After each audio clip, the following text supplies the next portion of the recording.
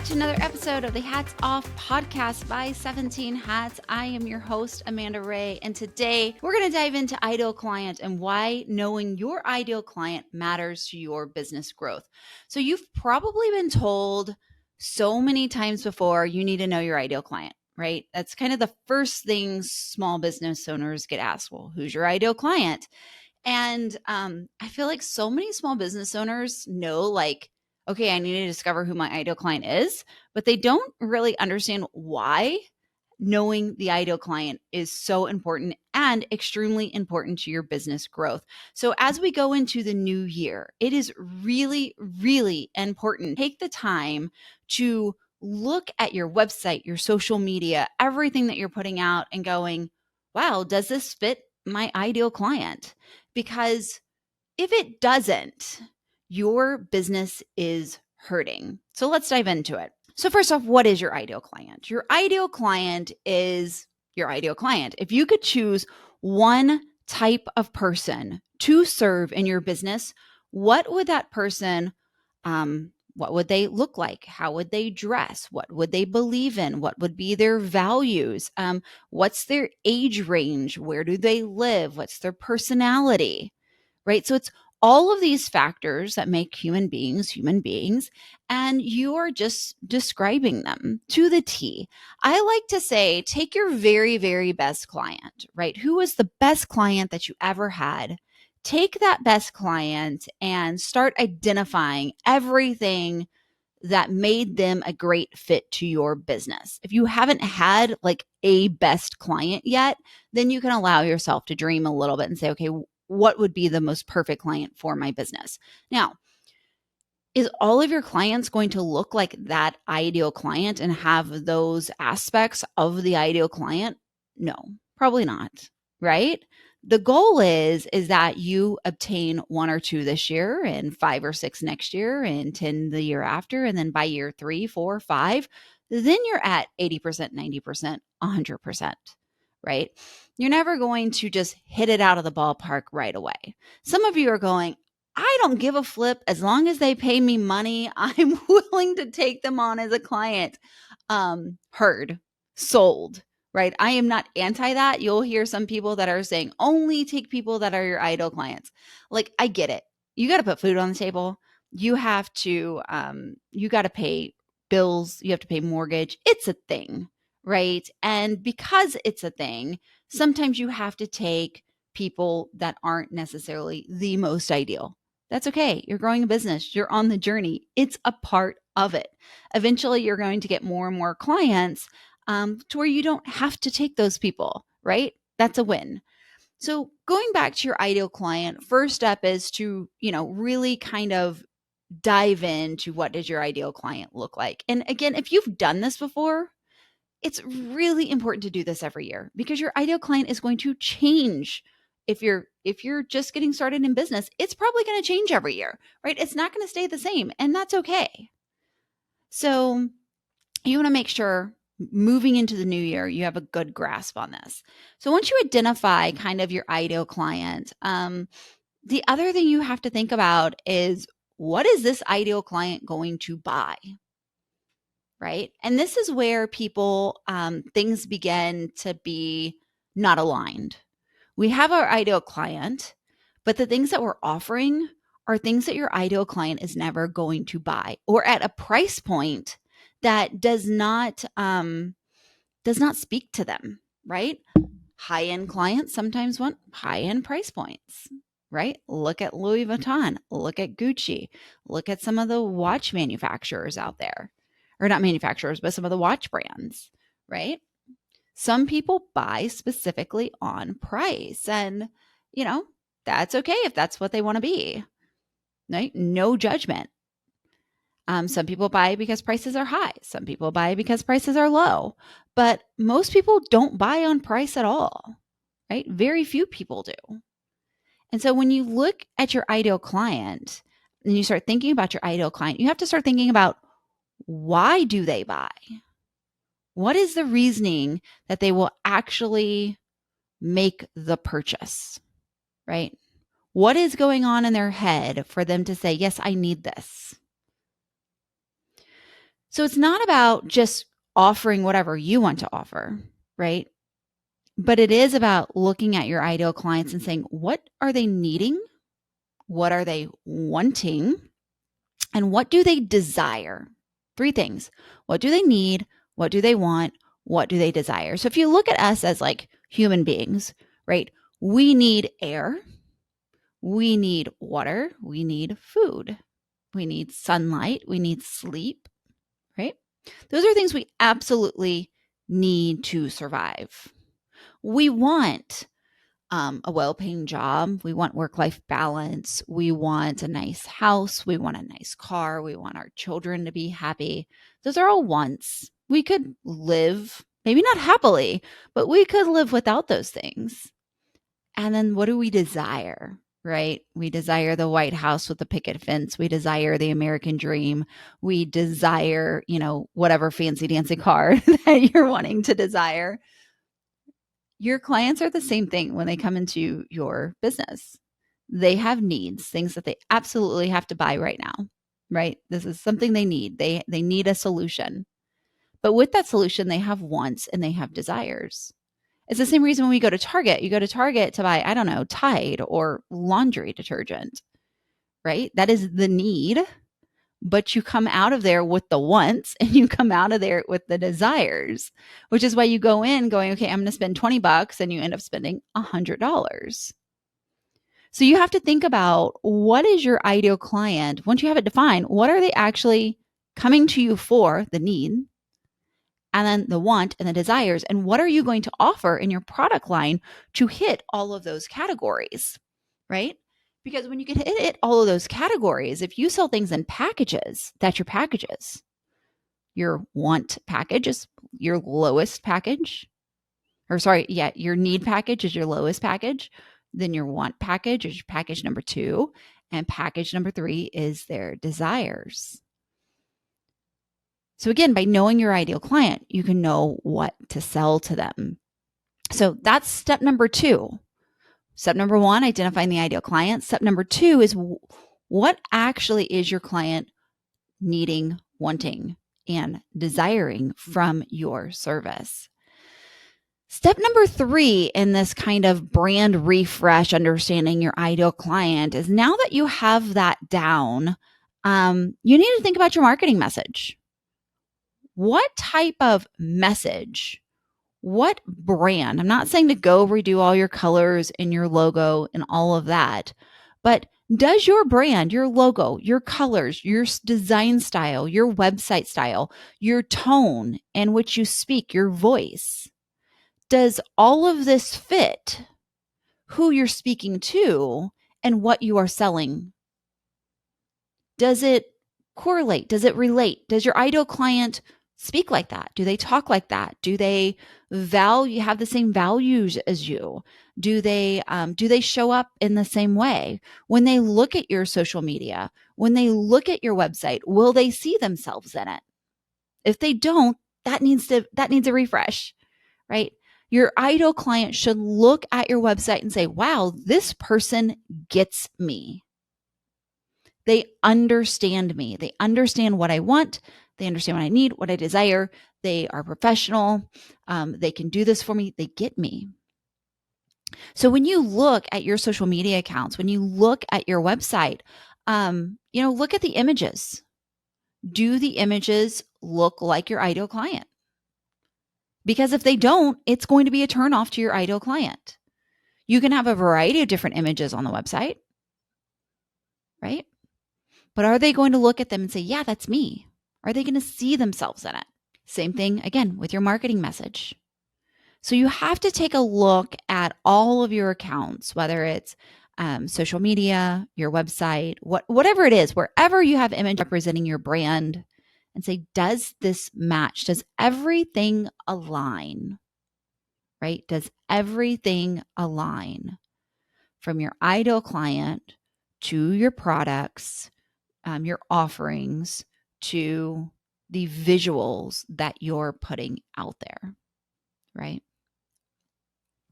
So that's 3 steps, easy steps that you can take and start really thinking about, am I diving into my ideal client. The next thing that you can start looking at when looking at a brand refresh with your ideal client is going to be, what questions does your ideal client have about the service, right? What are their needs? What are their worries? Whenever somebody goes to hire somebody, there's worries, 100%. They might not bring them up. They might not ask them. They might not tell you. They might be very unspoken. You have some leads and clients that are very spoken about their worries, but some of these worries can be very unspoken. But if you put yourself in your ideal client's shoes and think about the 5 steps that they took before reaching out to you. So 5 steps that they took before reaching out to you.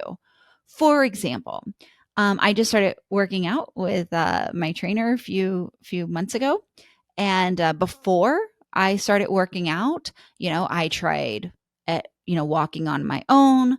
I tried subscription, workout education. I tried YouTube workout, right? There's all these things that I tried before hiring the people I hired to help me train, right? So if you think about that with your client experience, if you're, I don't know, a balloon artist, right? There's a good possibility some of your clients that are hiring you, they've done the balloons from Michael's and where the balloons get all a mess in your car and all of that bit. They might have even tried to create their own balloon art from the little, the little pop-up, the do-it-yourself balloon art that's out there now, right? They could have done that before reaching out to you. More than likely, they're reaching out to you because those experiences sucked, right? They were not good. And they're going, I'm never flipping doing this again. This is not worth my time. I'm going to hire somebody. End of discussion. This is going to get done. So if you can think about things your ideal clients have done before reaching out to you, this becomes content, right? This is your blog content. This is your social media content. This is, if you're doing podcasts, whatever it is that you're doing to attract your ideal client, this is the content that you're putting out, right? Have you tried X, Y, and Z and failed? Or have you tried X, Y, and Z and said, I'm never doing this again? Here's why we're your solution, right? So these are really good staple pieces on your blog. If you don't do a blog, video content, that's a great YouTube, a YouTube video. It's great social media content as well. Like as I'm thinking about it, I'm like, oh, I need to go back and refresh ours for 17 hats. But this is great content because again, all service-based businesses, you are a solution to a problem. You are a solution to a problem. Problem is they don't have time. Solution is to hire you to, release the stress, right? And to do it for them. Your service is more than if you're a photographer, pretty pictures. It is more if you're a balloon artist. It is more than, creating balloons. If you're a coach, it is more than just having an hour to work with somebody, right? There is another aspect to your service. There is another intangible value, right? That the balloons, the photographs, the DJing, the music at your wedding, the cake you're providing at the wedding, those are all tangible things that, of course, your client is coming to you for. But a lot of these things, heck, I have an iPhone. I can go take photos of myself, right? A lot of these things people can do themselves these days. Maybe not great. We can all be good with that. Maybe not great. They can't do them great, and they can't do them in the artistic skill that you can provide, but they can do them, right? What they're coming to you for, meaning the tangible aspect, I'm going to just stick with balloon artist, right? The balloons, they can get balloons from anywhere. That is why when it comes to competition, the fact that you are, giving them balloon decor doesn't really mean much, right? If you're a photographer, the fact that you're delivering files or delivering images doesn't really mean much because every single person on this planet could do that. But how you deliver them, when you deliver them, the vibe that you deliver them in, the trustworthiness that they have with you, the fact that this is going to save them time, this is going to create memories, this is going to, bring more joy to their life. That is things that not everybody can do. Those are the intangibles. So when you start thinking about your ideal client and you start thinking about wants, needs, and desires, cool, we have the tangible side of it, the items that you're actually delivering. But you also have to think about what are the intangible items that you're delivering as well, because those are probably more important to your brand and to your ideal client than the delivery of the tangible goods. But yet in our marketing, all we want to talk about is the delivery of the tangible goods, right? Which is why brands do not stand out. If you want to stand out, you have to talk about the tangible, but you have to talk about the delivery of the intangible as well. So the final phase of this kind of brand refresh with your ideal client is really diving into their psyche, diving into their journey, diving into their shoes and saying, okay, yes, we know that they want these specific items that I am going to deliver, these tangible goods, but what are the intangibles? Trust, professionalism. They want time back. They want confidence. The list can go on and on and on. Okay. So dive into that side as well. So what I don't want you to do is dive into one aspect of it and start changing everything in your business or your blog, right? Don't do that.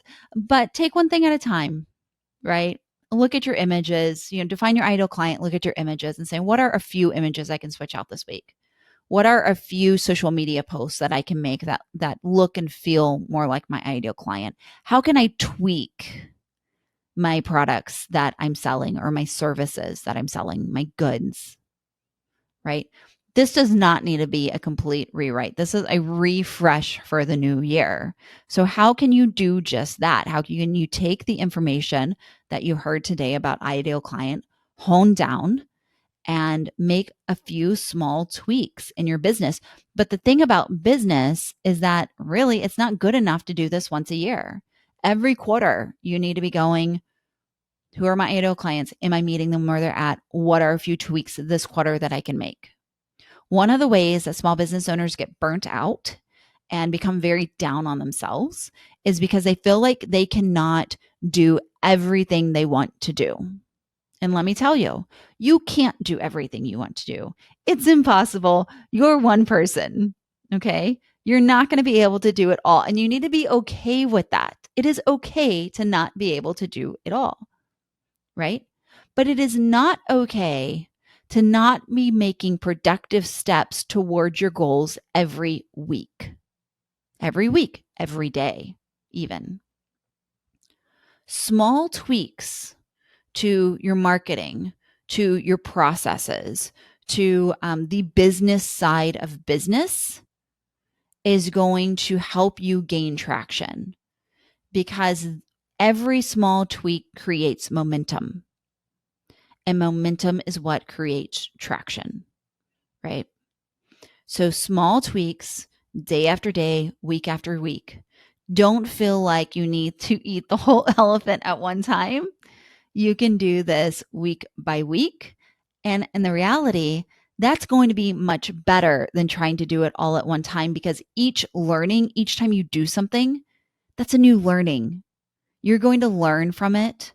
You're going to develop what I call your business maturity, right? And you're going to be able to make better changes later, right? And that is overall what's best for your growing and successful business. So I hope that helped. I hope that gave you a little insight into ideal client, give you a good way to refresh for the new year.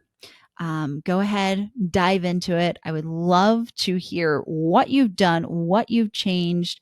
Send us that feedback. I would love to come along with you on this journey as well.